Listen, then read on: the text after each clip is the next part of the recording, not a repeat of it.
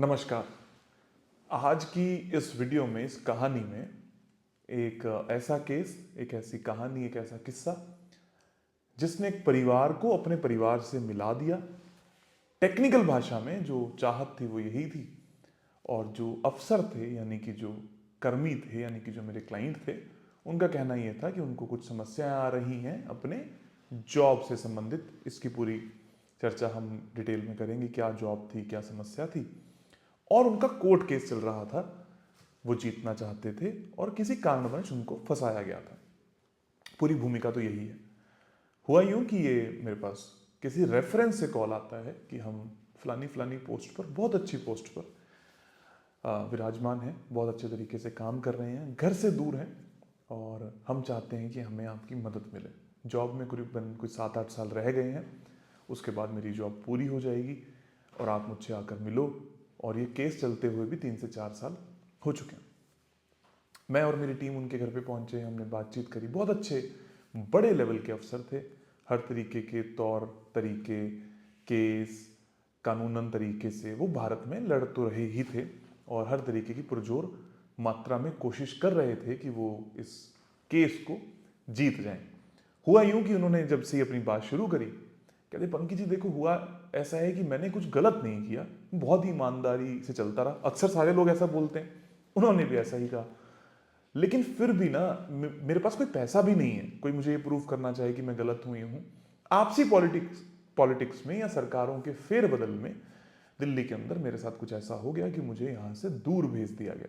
मेरा पूरा परिवार, मेरे बच्चे, सब कुछ यहीं है, और मैं देश की सेवा या सब कुछ इसलिए करता रहा क्योंकि मुझे ऐसा कोई जरूरत नहीं लगी। मेरे दोनों बच्चे समृद्ध हैं, बहुत अच्छे तरीके से पढ़ चुके हैं, फॉरेन जा चुके हैं, और मैं भी समृद्ध हूं। मतलब जितनी तनख्वाह मुझे मिलती है, मेरी वाइफ खुद डॉक्टर है, इनको बहुत अच्छी तनख्वाह मिलती है, तो हमें ऐसा कुछ करने की कभी कोई जरूरत थी नहीं, और मेरे पे इल्जाम भी ऐसा कुछ नहीं है। बट फिर भी दुख होता है इस बात का कि पॉलिटिक्स के कारण मुझे एक जगह पर रोक लिया गया, मेरे प्रमोशन नहीं करे जा रहे हैं, और तो और कोई जवाब नहीं दिया जा रहा है कि ये क्यों होगा। ना मैं मेरे घर के पास आ सकता हूं, ना मैं कुछ कर सकता हूं। तो मैंने 2-3 साल लड़ा, उसके बाद मैंने कोर्ट केस कर दिया। मुझे किसी ने कहा कि आप केस कर दीजिए।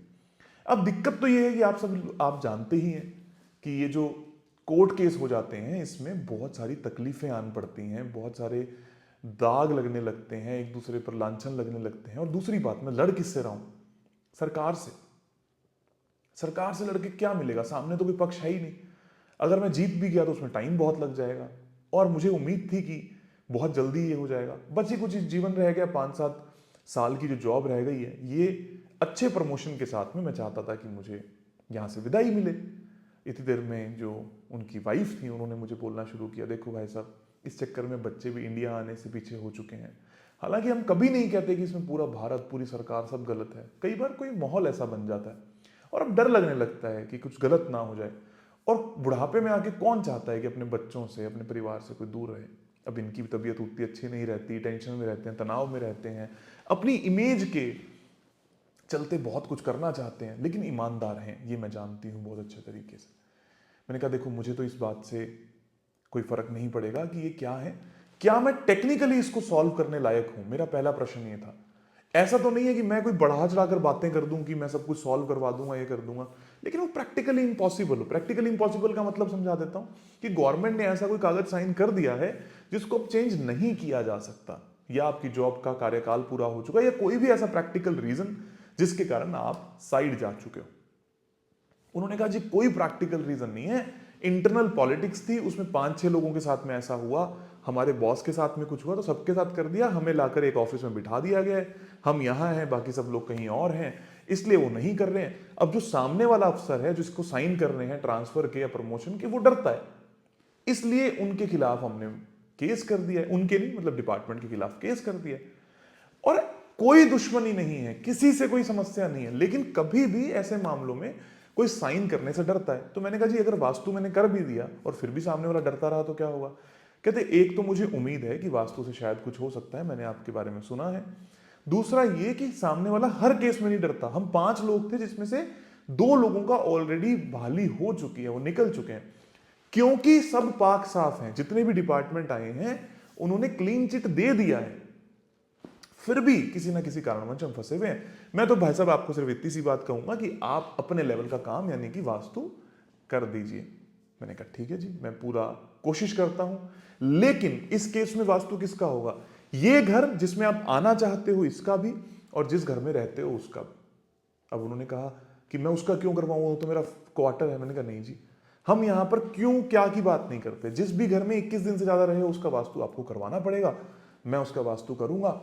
अगर उसका नहीं करवा पाएंगे तो शायद मैं रिजल्ट नहीं दे पाऊंगा। और इसका इसलिए क्योंकि आप यहां पर हर 15-20 दिन में, महीने में एक आधी बार आते रहते हो, इसलिए इसका वास्तु करना भी बहुत ज्यादा जरूरी होता है और आपको कराना ही पड़ेगा, नहीं तो मैं असक्षम रहूंगा। उन्होंने कहा रिजल्ट में कितने दिन लगते हैं? मैंने कहा लगभग 3 से 4 महीने। आपका केस इस तरीके का, लेकिन आपकी अवधि, अगर आप जो बातें आपने बोली हैं वो सही हैं, तो 21 से 30 दिन में आपको रिजल्ट मिलने शुरू हो जाएंगे। हमने उपाय करने शुरू कर दिए। लगभग 15 से 20 दिन के बाद उनके सारे घर के उपाय हो गए। गलतियां बहुत थी। गलतियां क्या थी? सबसे पहली गलती, नॉर्थ में लाल रंग था। यहां पर जिस घर में इनके साथ ऐसा हुआ था, दिल्ली वाले घर में लाल रंग ऑलरेडी मौजूद था तब से, जब इनके साथ हुआ था, मतलब उसने एक इंपैक्ट किया। लाल रंग क्या करता है उत्तर दिशा में? जब भी आता है तो आपकी जॉब को, आपकी अपॉर्चुनिटी को खाने का काम करता है। सेम वही काम लाल रंग ने कर दिया। और अगर वहां पर किचन होती ना तो बहुत बड़े लेवल पर करता, ये भी बड़ा लेवल था, लेकिन लाल रंग ने क्या किया, लेवल छोटा रखा, इसलिए इनके ऊपर कोई मानहानि या कोई सारी प्रॉब्लम नहीं है, और ये व्यक्ति भी ईमानदार निकला। किचन होती ना तो इनके ऊपर इल्जाम बहुत बड़े लग जाते हैं। दूसरी तरफ नॉर्थ वेस्ट में किचन थी, तो मुझे ये भी समझ में आ गया कि केसेस भी हो सकते हैं, डिपार्टमेंटल इशू भी हो सकता है। तीसरी बात, ये सोते कहां थे? ईस्ट साउथ ईस्ट में, तो नेगेटिव दिशा है, बहुत ज्यादा सोचते हैं, बहुत ज्यादा विचार करते हैं। और चौथी बात, इनकी जो एस्ट्रो वास्तु है उसमें फर्स्ट हाउस से 10th हाउस पर नेगेटिव हिट था, 7th हाउस पर नेगेटिव हिट था। ये जितने भी नेगेटिव हिट थे उसके कारण इनको तकलीफ आ रही थी अपने एसोसिएशंस में और अपने व्यापारिक स्थल पर। अब जो 10th से फर्स्ट पर नेगेटिव हिट था उसने क्या कर रखा था, इनको एग्रेसिव बना रखा था, इरिटेशन वाला व्यक्ति बना रखा था। तो सारी पावर्स जो है वो हर तरफ से लगती हुई चली जा रही थी। दूसरी तरफ जिस घर में ये वहां पर रहते थे, मतलब ट्रांसफर हो चुका था, वहां जाकर जो इनको घर मिला उसमें इनको एंट्री मिल गई N2 की। जो एंट्री ये बताती है कि जेलसी दिखाएंगे आपके आसपास के लोग, मतलब अब ये फोर्स भी करने में लगे हुए हैं, तो कोई व्यक्ति इनसे जलता है जिसके कारण ऐसा हो रहा है। और ये बात भी बातों बातों में कुछ समय के बाद मुझे पता लगी। मैंने उनसे पूछा कि क्या कोई आपसे जलता है या इस तरीके की चीजें होती है? उन्होंने बोला भाई साहब ऐसी पोस्ट पे अक्सर ऐसा होता है, इसीलिए तो आपसी पॉलिटिक्स में मारे गए। लेकिन हाँ, मुझे उम्मीद है कि मैं ईमानदार हूं, इसलिए ज्यादातर लोग जलते भी हैं। और ये काम ही ऐसा है, ईमानदार हो बेईमान हो कोई भी हो, जलने का काम अक्सर होता है। मैं उस पर फोकस नहीं करता, लेकिन हाँ अगर आप पूछ रहे हो तो मैं इसको ना नहीं कह पाऊंगा। दूसरी चीज, साउथ वेस्ट में टॉयलेट। साउथ वेस्ट का टॉयलेट क्या करता है? रिलेशनशिप की प्रॉब्लम क्रिएट करता है।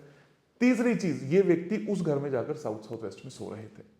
और चौथी चीज, नॉर्थ वेस्ट में पौधे। मैंने दोनों घरों में क्या किया, इधर से लाल रंग हटवाया, नॉर्थ वेस्ट की जो चूल्हा था उसको ट्रीट करवा दिया। उधर जब मैं गया तो वहां क्या करवाया, नॉर्थ वेस्ट के पौधों को हटवा दिया, साउथ साउथ वेस्ट से साउथ वेस्ट में, साउथ में शिफ्ट करा दिया। और साथ साथ में जो साउथ वेस्ट की टॉयलेट है उसको ट्रीट करवाकर वेस्ट में मैनिफेस्टेशन की एक लिस्ट लगा दी। N2 की एंट्री को ट्रीट कर दिया ब्लू कलर की टेप से। इतना मैंने वन गो में काम कर दिया। अब आप ये बात समझ रहे हो कि एक पिता अपने पूरे परिवार के पास जाना चाहता है, वो कितना उत्सुक है। तो मैंने पारिवारिक बंधनों को बढ़ाने के लिए साउथ वेस्ट में एक फैमिली फोटोग्राफ भी लगा दी कि हम सब एक साथ रहते हैं, ऐसी फील भी उनके जीवन में आने लगे, विजय उनको मिलने लगे। ये होते ही उनके साथ एक चमत्कार हुआ। लगभग 1 महीने के बाद, 1 महीना 10 दिन के आसपास के बाद उनका मेरे पास फोन आया। कहते बेटा एक चीज बड़ी अच्छी हुई है कि अब मुझे ऑफिस से कॉल आया कि आपकी फाइल प्रोसेस हो सकती है, हुई नहीं है, हो सकती है। कुछ भी नहीं हुआ तो एटलीस्ट जिस ऑफिस में आपका ट्रांसफर हुआ है, तबादला हुआ है, हम आपको यहीं प्रमोशन जरूर दे देंगे। हो सकता है हम आपको कहीं और ना भेज पाए, लेकिन कम से कम इसी ऑफिस में आपको अपग्रेड जरूर कर देंगे। वो जो केस है वो आपका चलता रहेगा। बड़ी अच्छी बात सुनने को लगी। इन्होंने कहा नहीं फिर भी कुछ अगर हुआ है तो मैं चाहूंगा कि और अच्छे तरीके से ये कहानी सेट हो जाए और मैं यहां से जाऊं किसी भी तरीके से। डन जी, हम इस पर पूरी कोशिश करते हैं। मैंने नॉर्थ वेस्ट में तलवार लगा दी। नॉर्थ वेस्ट में तलवार लगाने से क्या होता है, केस जो आपके ऊपर चल रहे होते हैं उसमें विजय प्राप्त होने के चांसेस बढ़ जाते हैं। और साथ साथ में मैंने रुद्र देवता जो सारी चीजों को कंट्रोल करता है उसकी एनर्जी को नाप के वहां पर बैलेंसिंग करवा दी। तीसरी चीज मैंने क्या करी, अब ये केस मैं आपको क्यों बता रहा हूं, क्योंकि यहां पर लगभग सारी विद्याएं जो हमें आती हैं उनका इस्तेमाल होता चला गया। तीसरी चीज मैंने क्या करी मैं आपको बताऊंगा। इन दोनों को करने के 15 से 20 दिन के बाद यह समझ में आया कि जो केस है वो इनके फेवर में होना शुरू हो चुका है। हुआ नहीं है, होना शुरू हो चुका है, चाल बननी शुरू हो चुकी है। मैंने 15 से 20 दिन का वेट करवाया और उनको ये कहा कि आप एक नोटबुक में या अपने फोन में अपना नंबर और अपने परिवार वालों के पास अपना नंबर न्यूमरोलॉजी के हिसाब से सेट कर लो, गलत मत रखो। या जब भी आगे किसी पेपर डॉक्यूमेंटेशन को भेज सकते हो, हालांकि सरकारी हो, नाम चेंज तो नहीं कर सकते, जहां पर कोई एप्लीकेशन सिग्नेचर वगैरह कर सकते हो वहां पर कोशिश करना, या जो अपनी नेम प्लेट होती है अपने टेबल पर उसको नए नाम से लिख कर लगा देना। 3 4 5 चीजें मैंने कही। तो हमने बेसिक पहले कर दिया था, फिर एस्ट्रो वास्तु और देवता कर दिया था, और यहां पर आके हमने न्यूमरोलॉजी की बात भी करी। चाल हमारी बन चुकी थी, सब कुछ अच्छा हो चुका था। और फिर उनके पास ये मौका आया कि केस में जज ने ये बोला कि आपको ये सल्टारा कर देना चाहिए, आपकी तरफ से क्लीन चिट है और हमें ऐसी कोई समस्या नहीं आ रही और डिपार्टमेंट आपको बहाल जरूर करेगा, ये ऐसा हम कहते हैं। जो भी उनकी ऑफिशियल लैंग्वेज होगी उसमें उन्होंने कहा। उनका मेरे पास फोन आया कि केस हम जीत चुके हैं लेकिन अभी भी ऑर्डर्स नहीं आए हैं। मतलब केस जीत चुके हैं लेकिन डिपार्टमेंट की तरफ से अभी तक कोई एक्शन नहीं लिया गया है। मैंने कहा ठीक है जी, आप अपनी फाइल सबमिट कराओ डिपार्टमेंट को। अब लास्ट में एक विश लिस्ट लिख के लगा दो। लोग अक्सर क्या करते हैं, विश लिस्ट पहले लगा दी, कर्म ही नहीं किया। लास्ट में एक विश लिस्ट लिख के लगाई, मैं अच्छे रूप में तंदुरुस्त होकर फलानी फलानी जगह पर, जहां पर भी वो जाना चाहते थे दिल्ली में, अपनी इस पोस्ट पर तैनात हो चुका हूं और मैं बहुत खुशी से अपने परिवार के साथ में जीवन यापन कर रहा हूं। लगभग 4 महीने का पूरा अंतराल हमें लगा, मेहनत हमें लगी, लेकिन हम 7 साल के सफर को जो हम लड़ रहे थे, झगड़ रहे थे, हमने 4 महीने में तय किया और उनका तबादला वापस से दिल्ली में हो गया और हम जीत भी गए। मैं कभी नहीं कहता कि कौन गलत है कौन सही है, ये उसका कर्म है जो वो कर रहा है, जो मेरा कर्म है मैं वो कर रहा हूं। गारंटी हम इसमें ले नहीं सकते थे क्योंकि कई बार इंसान भी डिप्लोमेटिक हो जाता है, गलत बातें कर देता है। इसलिए मैंने ये कहा कि मैं पूरी ट्राई अपनी तरफ से करूंगा लेकिन जीतने की पूरी कोशिश करूंगा। और ईश्वर की दया से हम जीते। माँ भूमि ने अपना कर्म दिखाया, माँ भूमि ने अपना आशीर्वाद दिखाया और हमें विजय जरूर मिली। इस तरीके से वास्तु ना सिर्फ मेरे जीवन को अच्छा कर रहा है, हर तरीके के तबके के जीवन को अच्छा करता है। विश्वास होना बहुत ज़्यादा ज़रूरी है, मेहनत करनी बहुत ज़्यादा ज़रूरी है और आपको समझ में आना कि कब क्या करना है। ज़्यादातर केसेस, 50% के आसपास के केसेस तो फ्री वास्तु कोर्स करने से ही संभल जाते हैं। फिर कुछ नाम चेंज करने से हो जाता है, फिर कुछ रेस्ट्रो, कुछ देवतास, कुछ एनर्जीज। ये आपको समझ में होना चाहिए कि कब कौन सी विद्या का कहां पर इस्तेमाल करना है। मैं हमेशा कहता हूं प्रॉब्लम सॉल्विंग होती है वास्तु, और जब जीवन में ऊंचाइयां पानी है या बहुत आगे निकलना है तो बाकी सारी विद्याओं का मतलब एस्ट्रोलॉजी, न्यूमरोलॉजी, देवतास या हिडन एनर्जीज, इंट्यूशंस का, स्वर विज्ञान का इस्तेमाल करना पड़ता है। तब जाकर चीजें बेहतरीन रंग लेकर आती हैं और आपको रिजल्ट जरूर मिलते हैं। आप सभी लोग भी जो अभी तक इस जर्नी से नहीं जुड़े, अपने फ्री वास्तु कोर्सेज को कंप्लीट कीजिए, एप्लीकेशन को डाउनलोड कीजिए और अपने जीवन को खूबसूरत बनाइए। आपको इस केस से क्या सीखने को मिला मुझे ज़रूर बताइएगा, ताकि मैं ऐसी जर्नी आप लोगों से शेयर करता रहूँ।